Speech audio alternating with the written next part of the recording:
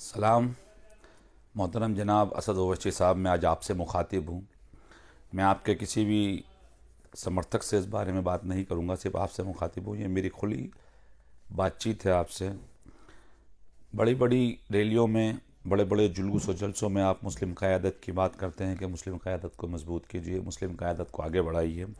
और जब कोई मुस्लिम क़यादत किसी और पार्टी से जीत के करीब होती है तो फिर आपकी पार्टी के द्वारा वहाँ पर उस मुस्लिम क़यादत को रोकने के लिए, हराने के लिए, जीतने के लिए नहीं, हराने के लिए, खुद के जीत के लड़ाई लड़ते मान लेते, हराने के लिए खड़ी होती। ताज़ा उदाहरण हम लोग देख लें, बुरहानपुर के अंदर आपने कांग्रेस को नहीं हराया है।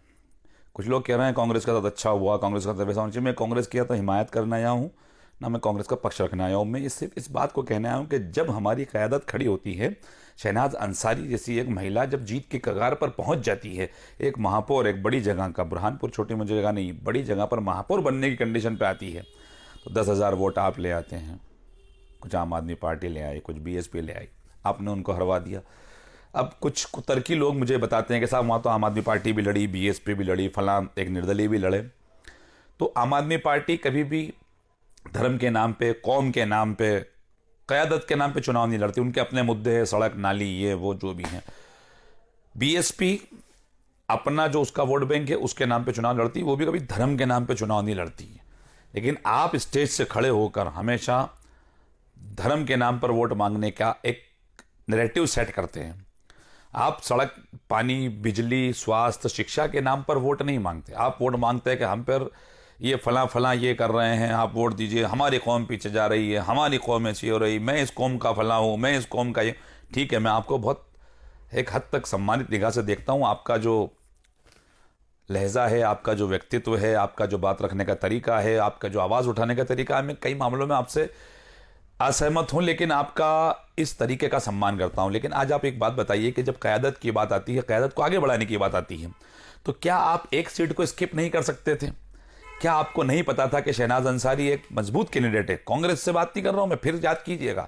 मेरा कहना था कि जब अपन एक कौम को आगे बढ़ाने की बात करते हैं, आप हमेशा ये बात करते हैं हमारे मुस्लिम क़यादत को आगे बढ़ाई जाए, तो जब मुस्लिम क़यादत जहां मजबूत होती है, उनको नुकसान पहुंचाने के लिए आपकी टीम जहां हर जगह क्यों पहुंच जाती है? रामपुर यही हुआ, आजमगढ़ यही हुआ। 5 लाख वोट में से 3,08,000 वोट धर्मेंद्र यादव साहब ले गए। गुड्डू जमाली को आपकी जो कमेटी के आपके जो कैंडिडेट थे उनको 2,67,000 वोट मिल गए, और इन्होवा को मिले 3,14,000, और ये चैप्टर हो गया खत्म। मेरा आपसे ये कहना है सर, आपको चुनाव लड़ने का भी अधिकार है, लड़िए। आपको प्रचार करने का भी एक अधिकार है, कीजिए। लेकिन जब क़यादत को बचाने की बात आती है तो ये कौन सा तरीका होता है कि एमआईएम में मुसलमान है तो वही जन्नत में जाएगा, एमआईएम में मुसलमान है वही कौम परस्त है, एमआईएम के अलावा अगर वो मुसलमान किसी और पार्टी में है तो वह गद्दार है, वो कौम का गद्दार है, वो फला अजीब तरीके के उसको लक़ब आपकी पार्टी के समर्थकों द्वारा दिए जाते हैं। तो ये तरीका सही नहीं है। हर इंसान है, हम ये चाहते हैं अगर आपका कैंडिडेट मजबूत स्थिति में होता और जीत जाता तो कोई इशू नहीं था। लेकिन जो मुस्लिम क़यादत लास्ट मोमेंट पे जीत के करीब थी, तो आपकी टीम द्वारा उनको हरवा दिया गया। मैं आपको भाजपा की बी टीम भी ना कहूँ, मैं आपको भाजपा का दूसरा चेहरा भी ना कहूँ, लेकिन मैं आपसे ये शिकायत है, मुझे आज आपसे इस बात को लेकर गुस्सा है कि आपकी पार्टी की वजह से एक मुस्लिम क़यादत खत्म हो गई। मध्य प्रदेश के अंदर मात्र 2 ही लोग हैं जो मुस्लिम क़यादत को लेकर आगे बढ़ रहे थे। एक हमारे आरिफ मसूद साहब हैं, एक आरिफ अकील साहब हैं, तीसरी एक क़यादत बुरहानपुर से खड़ी हो रही थी। अगर आज वहाँ महापौर बुरहानपुर में शहीद शहनाज अंसारी बन जाती तो वहाँ के लोगों को जो क़यादत के नाम पर आप वोट मांगते, क़यादत वहाँ पर मजबूत होती, चाहे वो किसी भी पार्टी से हो। आप क़यादत की बात करते, ज़रूरी नहीं कि एमआईएम से क़यादत होगी वही मजबूत होगी।